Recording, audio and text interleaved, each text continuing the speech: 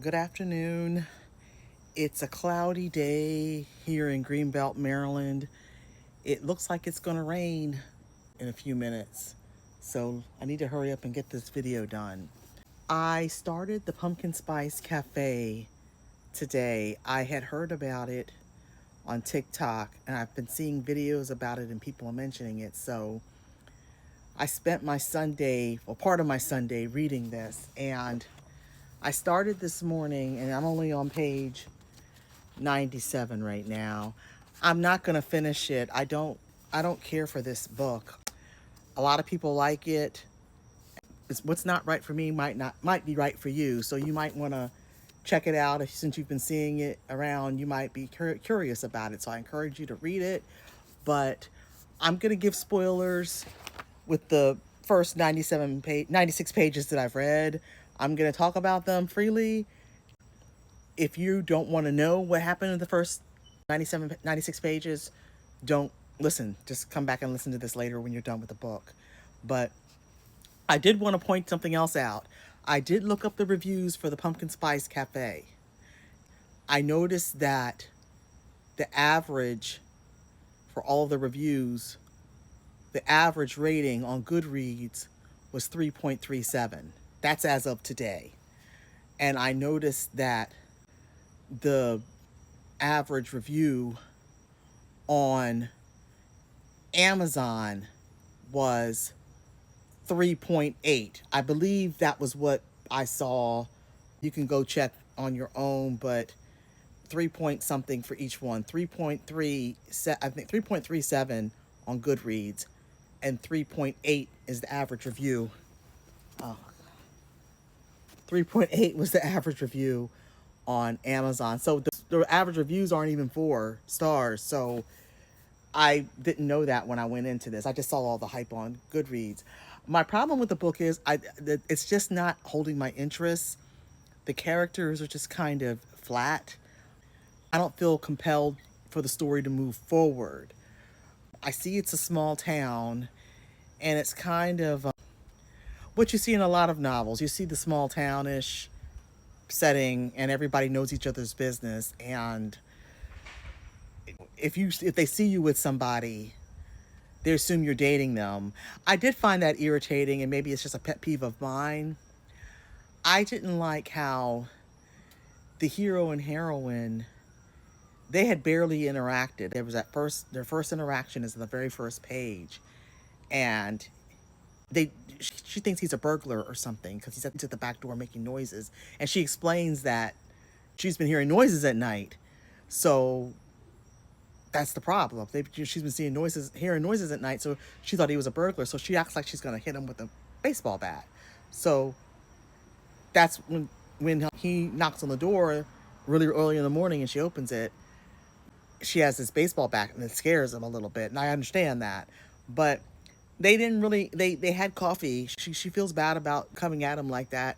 She gives him coffee, and then she tells him about the noises and everything, and she doesn't know what to do. And he says, "Well, come to the town meeting." So when they go to the town meeting, it was like she says that he's gonna meet her there. He said he'll be there as well. So she shows up. He's not there. He gets there a little bit late or something, later than what she thought. It was irritating that the town people thought, like, just automatically assumed that they were dating. It was weird. I can't imagine a whole town of people, they just see somebody going to a meeting and then someone else going to the meeting, that they must be dating. Again, that's the small town mentality. It's kind of something that you see in novels sometimes. It's kind of like grates on my nerves, even though I myself write small towns. And I see that in movies, especially like Hallmark movies, where you have the whole town knowing each other, that sort of thing. But I found it very off putting, and it could have just been my mood at the time that I read it. But I just didn't like how they were like assuming that these two people were together. It was weird, and they weren't. They just met that morning. It wasn't very long. So there's a mystery involved in this. I think I'd seen that it was marketed as a cozy. So usually a cozy starts with a dead body. But she does mention that she found her boss dead in his desk.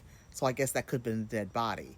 but it's like something that happens beforehand, like off camera. That's why she's at this cafe. She inherits the cafe. Well, not inherits. Her aunt decides that she wants to retire. She lets her niece take over the cafe. Since her boss is dead, she doesn't want to end up dead like a boss because all she does is work. So she wants to take it easy for a while and just relax and enjoy life. So she's going to take over her aunt's cafe because her aunt left because she's going to retire and she wants to enjoy her own life. So the book itself just is the mystery was the noises. She hears noises outside, like at night, and it keeps her up at night. That was the mystery. That's it. I thought it should have been something more than that. She was kind of antsy about the noises. I was like, they made it the town. She even went to the town meeting to say, "What can I do about these noises I hear at night?" Somebody said it was teenagers. It's not like, from what I can understand, I don't think it's something that you might hear throughout the whole neighborhood. I don't know. I felt that it was a simple mystery that could have been solved in like a day. I mean, I don't know why it was so hard to solve this mystery. Now, since I didn't finish the book, it's possible that I'm missing something because where I left off, it turns out that it was a cat. There was a cat out back scratching and stuff. That was the mystery. Because, and the hero, I don't even remember his name. I think it's Logan.